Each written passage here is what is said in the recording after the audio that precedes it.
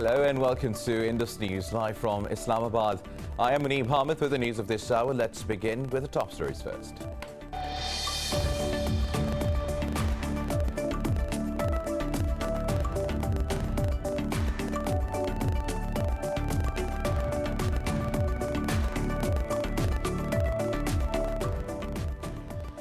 India has reported a record of nearly 3,800 deaths from COVID-19 and more than 382,000 cases in a day. In Pakistan, 119 people lost their lives to the virus, while more than 4,100 tested positive overnight. Globally, the virus has claimed more than 3.2 million lives as the number of infections approaches 154 million.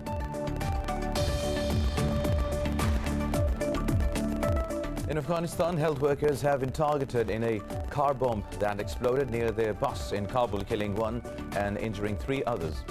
Officials say the workers were headed to their office in the central province of Panjshir. This comes after the U.S. Central Command said it has completed 2 to 6% of its troops' withdrawal from the country.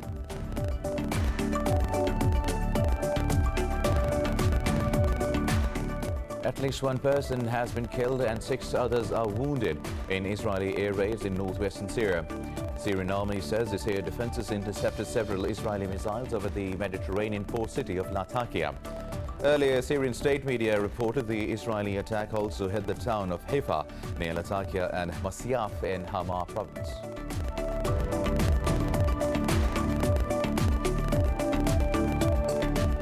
Israeli Prime Minister Benjamin Netanyahu's mandate to form a government following an inconclusive election has expired.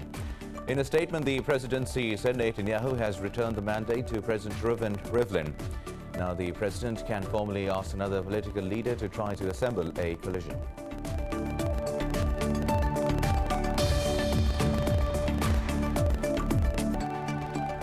These were the top stories. News in detail after a short break. Stay with us.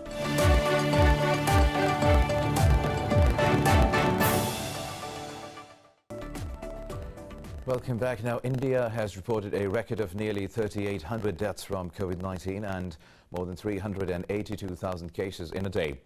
Globally, the virus has claimed more than 3.2 million lives as the number of infections approaches 154 million. More details about the pandemic in this report. As coronavirus crisis continues to ravage India, a court has ruled that deaths of COVID-19 patients due to lack of oxygen is a criminal act and not less than a genocide. The country's plans to administer jabs to all adults have been hampered by severe vaccine shortages. Experts are criticizing the government for a lack of preparedness in the fight against the virus that has claimed nearly 40,000 lives in April alone. It's a spiral of preparedness, readiness, response, recovery, preparedness, readiness, response, recovery. It's a whole cycle. You don't stop, especially if we have seen that the virus is changing. Over in the Americas, Brazil's former health minister told a Senate inquiry that President Jair Bolsonaro's government was aware that it was prescribing chloroquine to COVID-19 patients without any scientific evidence. Meanwhile, in Canada, Alberta province has reported its first death of a patient from a rare blood clot condition after receiving the AstraZeneca vaccine. Last month, the province of Quebec reported Canada's first death after the Oxford vaccine. In the US, the number of reported infections has dropped to its lowest point in 7 months. President Joe Biden has set a new vaccination goal to deliver at least 1 dose to 70% of adult Americans by July 4. Our goal by July 4th is to have 70% of adult Americans with at least 1 shot and 160 million Americans fully vaccinated. That means giving close to 100 million shots, some first shots, others second shots, over the next 60 days. President Biden also said the U.S. will send 60 million doses from its AstraZeneca vaccine stockpile to other nations by July 4. This comes as the United Kingdom's Prime Minister and U.S. Secretary of State agreed on the need for a global rollout of vaccines to end the pandemic. U.S. Trade Chief Catherine Tai also said the economic recovery depends on addressing global vaccine inequity. Now, Pakistan has recorded another 119 deaths from COVID-19 in the last 24 hours. The Health Ministry says the nationwide death toll has risen to 18,429. The ministry said out of nearly 45,000 tests conducted overnight, just over 4,100 came out positive. It said the positivity ratio has risen to 9.17%. The caseload has topped 841,000, out of which over 738,000 have recovered. The ministry said there are over 84,000 active cases in the country. Meanwhile, Planning Minister Asad Omar says the number of vaccinations in one day crossed the 200,000 mark. In a tweet, he urged those above 40 years to register urgently and others to adhere to the SOPs. Now, Indian troops have martyred 2 more youths in occupied Jammu and Kashmir's Baramulla district. The youths were targeted during a military raid in the Sopore area of the district. The occupying forces have martyred more than 325 Kashmiris since the revocation of the territory's autonomy in August 2019. Earlier, international groups urged the European Union to raise the issue of India's atrocities in Kashmir during an upcoming summit.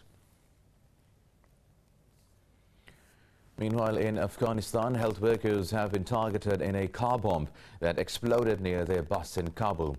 Officials say at least 1 person has been killed while 3 others are injured. They said the health workers were heading to their office in the central province of Panjshir. No group has claimed responsibility for the blast so far. The violence surges Afghanistan as foreign forces begin withdrawing from the country. The United States says it has completed 2 to 6% of its troops withdrawal from Afghanistan. The U.S. Central Command said an equivalent of 60 cargo planes of material has so far been removed ahead of the September deadline. In a statement, the CENTCOM said it has also transferred a facility in the southern Helmand province to the Afghan army. The command said it has sent more than 1,300 pieces of equipment for destruction. The U.S. military says it will provide weekly updates on the progress of the withdrawal. President Joe Biden has announced America's complete pullout by September this year. Now, at least 1 person has been killed and 6 others are wounded in Israeli air raids in northwestern Syria. Syrian army says its air defenses intercepted several Israeli missiles over the Mediterranean port city of Latakia. It said the strike also caused damage to a civilian plastic manufacturing facility. Earlier, Syrian state media reported the Israeli attack also hit the town of Haifa near Latakia and Masyaf in Hama province. The attack also struck near a Russian airbase. 2 weeks ago, Israel accused Damascus of firing a missile that struck deep inside Israeli territory.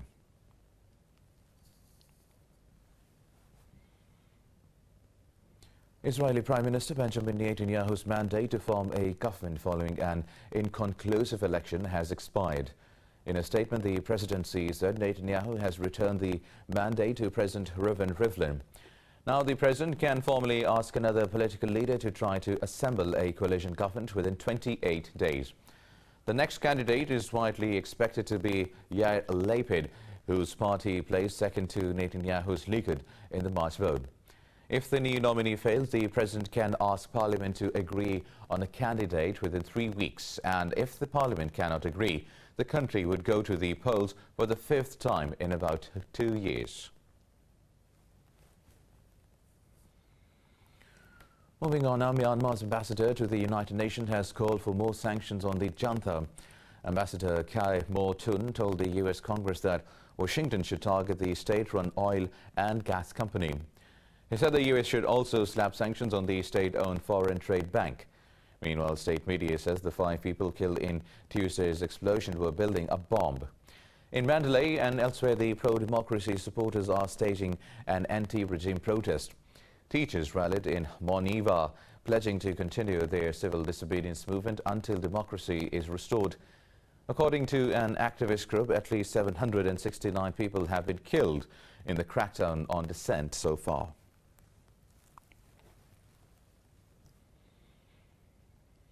France and the UK have come head-to-head over post-Brexit fishing rights. This comes after London set new rules governing access for French fishing boats near Channel Islands. Maritime Minister Annick Guéraud told lawmakers in Parliament Paris is ready to retaliate. She mentioned cutting power from France to Jersey, the largest Channel island. Britain on Friday authorized 41 ships equipped with vessel monitoring technology to fish in waters off Jersey. French officials say this list was accompanied by new demands not arranged or discussed with Paris.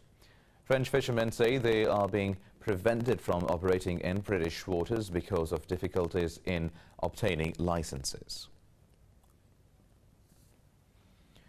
Now in Brazil, 5 people, including 3 children, have been stabbed to death after a teenage attacker broke into a daycare center in the city of Saudades. Police say they have taken the knife-wielding attacker into custody after he tried to kill himself. In a statement, they said the attacker, aged between 14 to 18 years, was taken to the hospital in critical condition.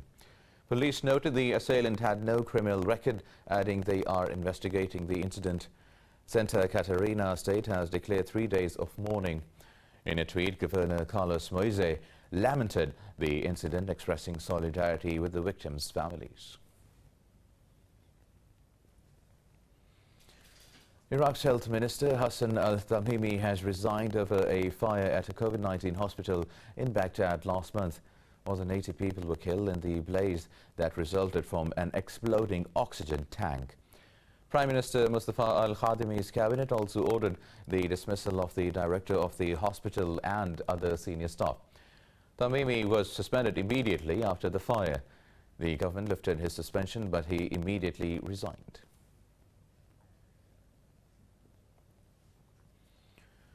The United Nations has welcomed U.S. President Joe Biden's decision to admit up to 62,000 refugees this year. On Monday, Biden said he is raising refugee admissions this year after a historically low under Donald Trump. UN High Commissioner for Refugees Filippo Grandi praised Biden's decision as a lifeline for refugees. The UN Refugee Agency said it hopes the move will inspire other countries to follow suit. It came as global resettlement of refugees plummets to unprecedented levels after states impose low quotas due to the COVID-19 pandemic. A conflict in Ethiopia's Tigray region has separated nearly 5,000 children from their parents. Aid group Save the Children says many children now live in crowded conditions and are vulnerable to abuse. Refugees say they can only eat 1 meal a day because of insufficient aid. The UN says the humanitarian response has been hampered by continued fighting in some areas. The government says it has supplied 70% of the food aid so far and is racing to rebuild infrastructure. Thousands have been killed and more than 1 million displaced in the fight between government and terror groups. More news coming up in this news bulletin after a short break. Stay with us.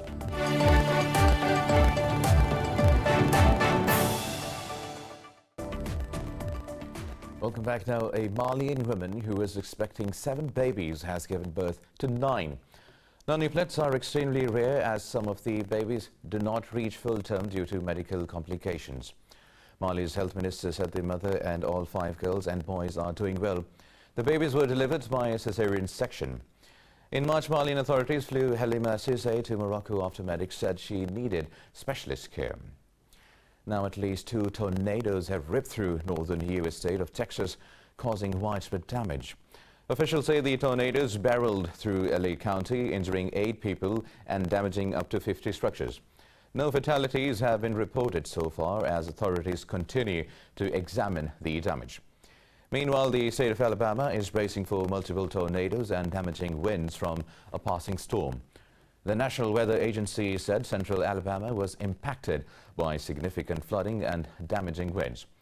Neighboring state agencies have also cautioned about flash floods in Tallahassee, Florida. A high-altitude cleanup is underway in Bolivia's Valley of the Souls. Hundreds of volunteers, aided by heavy machinery, are clearing the place which has been hit hard by pollution. Let's find out more in this report. The Valley of the Souls, 30 minutes from the administrative capital, La Paz, in Bolivia's mountainous Andean region, is a major tourist attraction. But urban sprawl over years has left the picturesque spot littered with plastic waste and construction rubble. Now the rocky canyon is getting a cleanup as volunteers gather to shift over 15 tons of debris from the valley. Es increíble cómo podemos encontrar. We are surprised and ask what is going on with the nature. It is a tourist place where many people come. The Valley of the Souls is a very special place, and many people have gathered here to be a voice for the nature and to get it the care and respect that it deserves. Rooting through piles of garbage, volunteers said people needed to speak up more in defense of nature. Las limpiezas son importantes. These cleanups are important and we must continue with them because there is a great movement throughout the country. We have to continue until there is no place left that has garbage.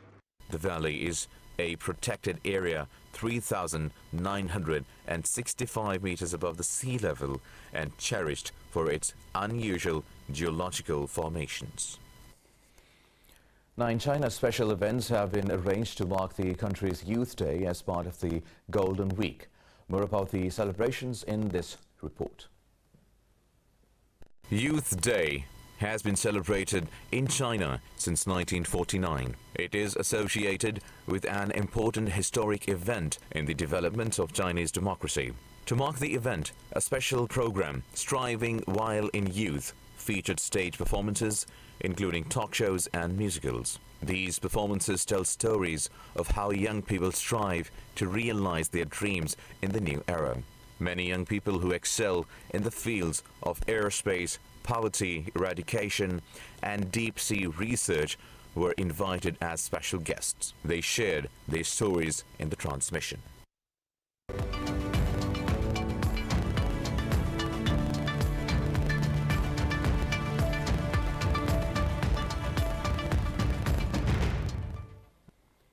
Stocks in the Asia-Pacific are trading mixed after Wall Street sank following declines for tech stocks including Apple and Microsoft. Hong Kong's Hang Seng Index has slipped marginally. Seoul's Kospi has gained over 0.5%, while the ASX 200 in Australia has also edged up. Major markets in China and Japan are closed for holidays. European Union's Vice President Valdis Dombrovskis says a diplomatic spat has jeopardized the ratification of a trade deal with China. In an interview, he said the environment for the approval of the deal was not conducive. The deal went sour after the European Union and China traded sanctions over Brussels' accusations regarding human rights violations. He said the European Union had suspended political outreach with Beijing. A spokesperson for the European Union said the investment deal could not be separated from the wider EU-China dynamic. The deal was a work of years of diplomatic efforts and would have allowed the European Union and China to access each other's markets with lax regulations. And with that, we come to the end of this news bulletin. For the latest updates, you can follow us on social media at Indus.News. Take care.